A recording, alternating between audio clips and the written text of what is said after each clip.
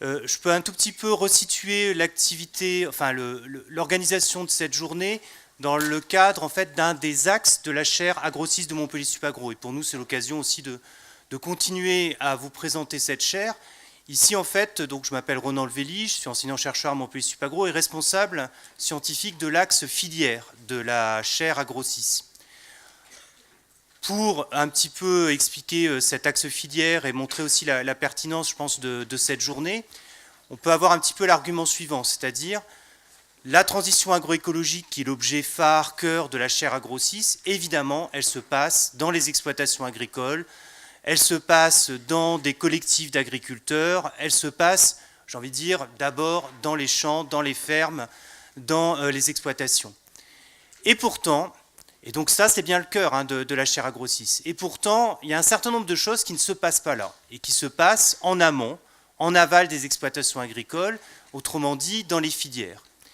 Et l'argument plus fort même qu'on peut avoir, c'est de dire, non seulement il se passe des choses en amont et en aval, mais il se passe des choses qui sont pleinement décisives pour la transition agroécologique. Autrement dit, si on veut que les pratiques agricoles des exploitations changent, se tournent vers quelque chose qui ressemble à un modèle ou un autre d'agroécologie, j'y reviendrai, il faut ici être capable de déverrouiller un certain nombre de choses en amont. Typiquement, à quoi je pense? Aux semences, aux intrants, au conseil aussi, qui est souvent lié quand même à cette agrofourniture, et déverrouiller toute une série d'autres choses, d'autres verrous, en aval. Je pense ici à la transformation, à la commercialisation, voire même, pourquoi pas, déverrouiller un certain nombre d'habitudes de consommation chez les consommateurs. Et du coup, restituer ces verrous, c'est aussi considérer que, effectivement, tout ne se joue pas au niveau de l'exploitation. C'est d'ailleurs aussi, au passage, enlever un petit peu de la responsabilité qui pèse parfois très lourdement sur les seules épaules des seuls agriculteurs. Une illustration finalement de ce raisonnement, c'est celui qui nous avait amené l'an dernier avec des étudiants de Supagro à travailler sur le montage de filières pois chiches en Occitanie, avec ici le constat que le pois chiche, c'est une bonne façon de diversifier les cultures, ça a des intérêts agronomiques, des intérêts écologiques très certainement, mais finalement, le pois chiche, si derrière on n'arrive pas à le commercialiser, à le vendre, s'il n'y a pas les entrepôts, s'il n'y a pas le stockage, s'il n'y a pas la valorisation, s'il n'y a pas les bonnes semences en amont qui permettent au final la transformation pour faire des produits composés, toutes ces choses-là ne se mettent pas en place. Donc l'importance ici des filières. On peut même avoir un argument qui est plus fort et qui est ici peut-être un petit peu provoquant, qui serait de dire, et finalement, tout se joue en amont et en aval des exploitations. Ici, il s'agit sans doute de tirer le trait, un petit peu de forcer le trait, parce que peut-être on oublie un petit peu de regarder ces dimensions-là. Et pour prendre un exemple qui nous amène plus progressivement aussi au sujet de cette journée, on peut prendre le cas des standards de l'agriculture biologique, qui est une forme particulière d'agroécologie ou d'outils pour la transition agroécologique. De façon tout aussi provocante, je dirais, on n'a pas besoin des standards bio pour produire en bio. Et d'ailleurs, historiquement, la production bio est très antérieure à la construction du label et des standards de l'agriculture biologique. On n'a sans doute pas besoin des standards pour cela, mais on a besoin des standards pour quoi? Pour organiser des filières avec tout plein d'acteurs, des choses très complexes, étalées dans le temps, dans l'espace, et avec ici finalement un outil de coordination très fort, très utile pour tous ces acteurs des filières.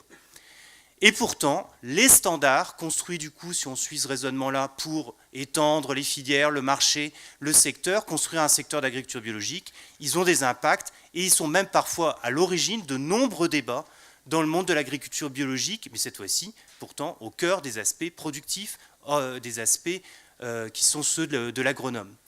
Donc, c'est ce type de préoccupation-là qui nous a amené à monter cette journée autour des chartes et des labels. En étendant ici le raisonnement que je viens d'avoir sur les standards à finalement non plus seulement les standards de l'agriculture biologique, mais toute une série de cahiers des charges, toute une série de chartes, toute une série de labels. Et là, le point sur lequel je pourrais revenir, insister, c'est souligner à quel point tout ça est en pleine ébullition. Et donc là, pour nous, c'était une motivation forte aussi. Qu'est-ce qui se passe du côté 2? Qu'est-ce qui se passe du côté... Voilà. Et du côté 2, ça peut être tel collectif de producteurs, ça peut être telle entreprise de l'agroalimentaire, ça peut être tel distributeur en lien avec telle ONG, tel mouvement social. ici, il y a un foisonnement d'initiatives, et d'ailleurs, vous pourrez regarder la liste des intervenants, vous l'avez sous les yeux, je ne vous la représenterai pas, vous remarquerez à quel point, finalement, ici, on touche des mondes sociaux extrêmement divers, des origines ici de toutes ces démarches qui sont extrêmement diverses, de façon remarquable. On n'a quasiment pas deux personnes qui viennent du même milieu dans cette journée. Donc, des formes extrêmement diverses, et aussi, tout de suite le dire, sans doute des formes d'agroécologie très diverses. Et là-dessus, autant tout de suite lever cette éventuelle ambiguïté. C'est vrai que dans la chaire agro-6, de façon un peu plus générale aussi à Montpellier Supagro, on a pris le parti, en quelque sorte, de ne pas prendre une définition unique de l'agroécologie, qui par exemple serait une définition un peu historique, qui est bien incarnée pas typiquement par Nature et Progrès, qui viendra, dont les représentants viendront cet après-midi, mais de considérer qu'ici on a toute une série d'initiatives qui vont dans une forme de direction commune qu'on peut appeler la transition agroécologique. Donc c'est vrai que c'est comme ça qu'on l'a étudié. Alors ça ne veut pas dire qu'à nos yeux tout cela se vaut et que toutes les initiatives ont la même ambition, le même caractère transformateur, ainsi de suite. Non, mais par contre, on va mettre sur la table ces questions-là, c'est-à-dire on va voir qu'est-ce qu'il y a derrière telle charte, qu'est-ce qu'il y a derrière tel label, qu'est-ce qu'il y a derrière tel cahier des charges, et éventuellement ici ouvrir le débat. Et vous verrez que les acteurs, les protagonistes ici de ces cahiers des charges sont les premiers à se poser toutes les questions qu'on vient de se poser sur est-ce qu'on a raison d'insister sur ce point, est-ce que notre cahier des charges n'est pas un peu trop léger sur cette question? Est-ce qu'au contraire, c'est ça qui nous permet finalement d'engager des transformations, peut-être par petits pas, mais du plus grand nombre? Toutes ces questions-là, elles se posent clairement pour les protagonistes de ces cahiers des charges qui viendront ici présenter leurs initiatives. Du coup, si je résume un petit peu le sous-titre de cette journée, on avait décidé d'appeler ça « Construire et rendre visible la qualité agroécologique ». Voilà. Je vais insister ici d'abord sur construire et rendre visible. Dans notre esprit, ce n'est pas construire puis rendre visible. Finalement, c'était aussi, pour vous raconter un petit peu, c'est le point de départ qui était le nôtre, y compris de la part des entreprises qui sont membres de la chaire Agro6, qui financent ces activités, qui nous ont dit, nous on voit sur le territoire, dans nos territoires, dans les filières sur lesquelles on travaille, tout plein d'initiatives qui n'arrivent pas à être valorisées. Les acteurs n'arrivent pas à savoir s'il faut faire un label, un cahier des charges, une marque, etc. Et donc, la question qu'on vous renvoie, c'est comment on valorise ce qui existe sur les territoires.